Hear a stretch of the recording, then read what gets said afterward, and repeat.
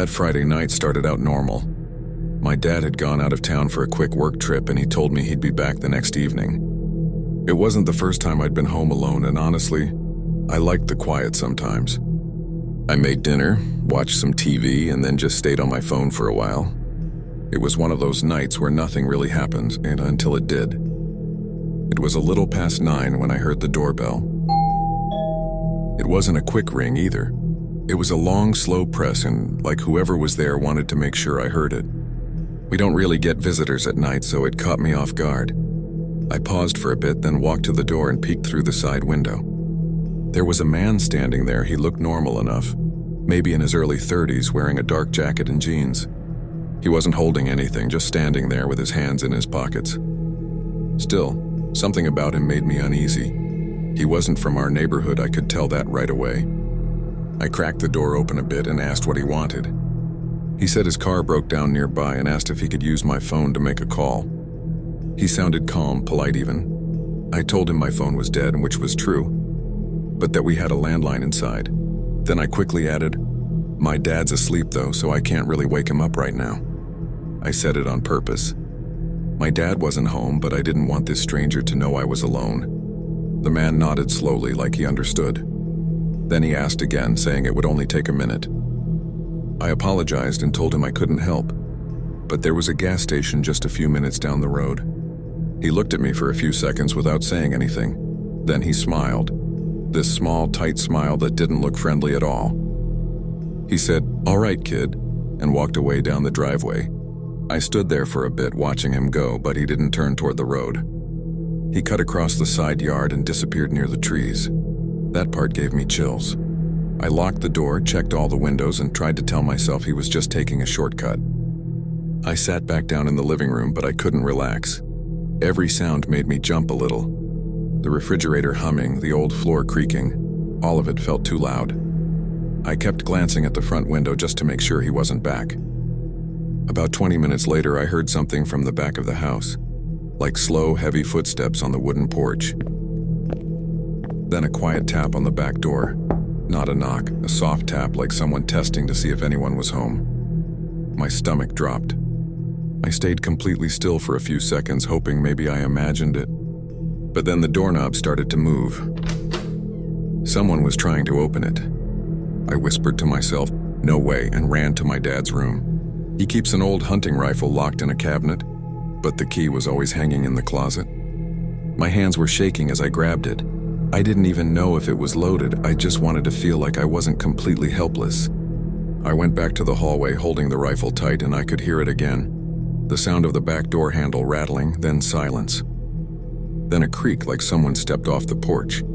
I yelled out, "I have a gun." My dad's awake and he called the police. Nothing, just quiet. I thought he'd left. I waited a few seconds, then peeked through the kitchen window. That's when I saw him. He was standing just outside the porch light, half in the shadows, looking straight toward the house. I don't know what came over me. Panic, fear, whatever it was. But I tried to cock the rifle like I'd seen my dad do before. My hand slipped, and it went off. The shot exploded through the house louder than anything I'd ever heard.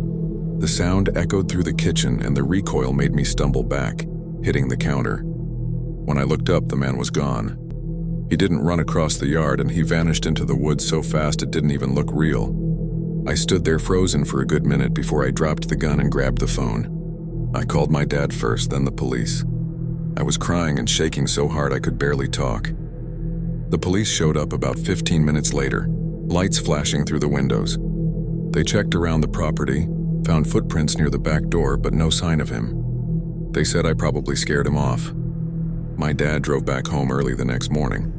He didn't yell at me for firing the gun. He just hugged me and said I did what I had to do. The cops said it was good I pretended someone else was home, and that I didn't open the door again. They think the guy might have been trying houses, looking for one that was empty. After that night, I never felt the same being home alone again.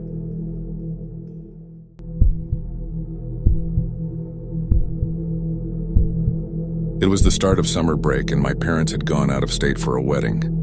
My younger brother was at camp, so for the first time in a long time, I had the whole house to myself. It wasn't a small place either.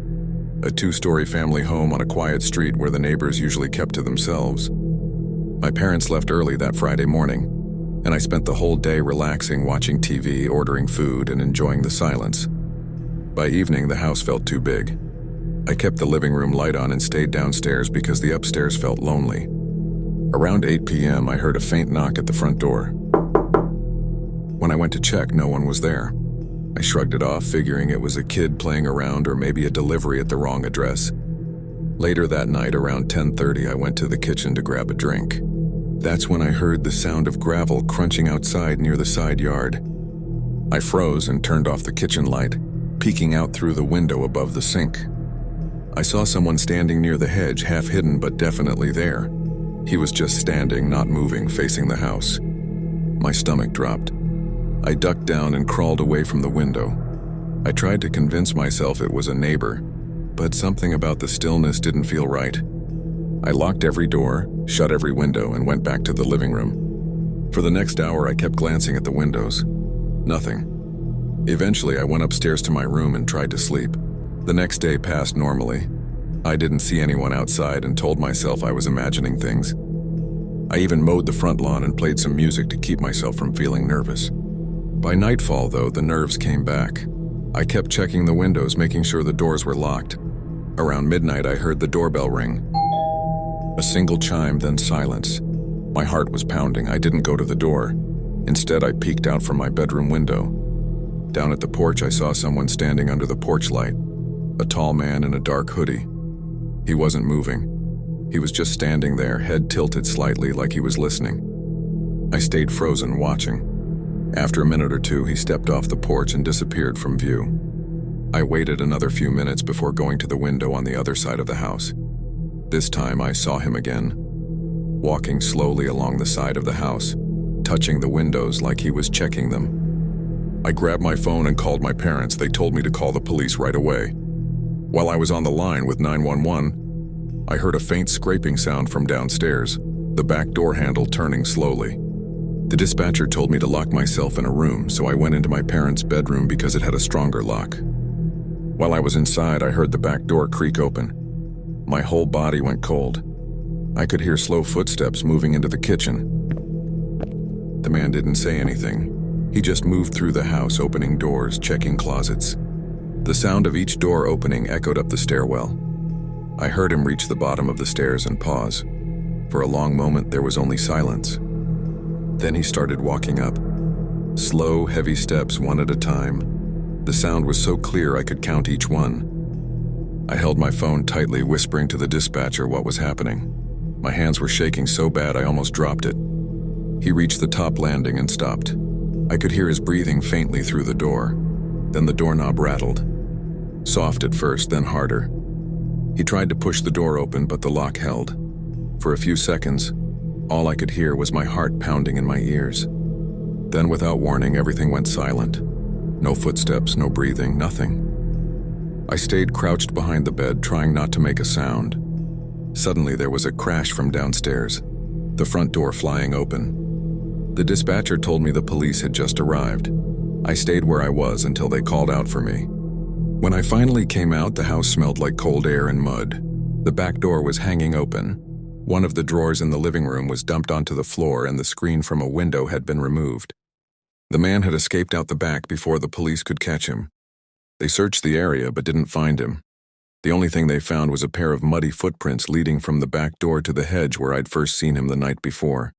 For days after, I couldn't sleep.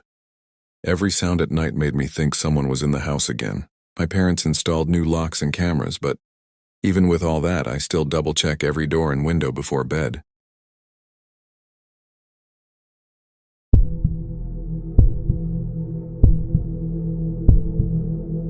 I was 16 the night it happened.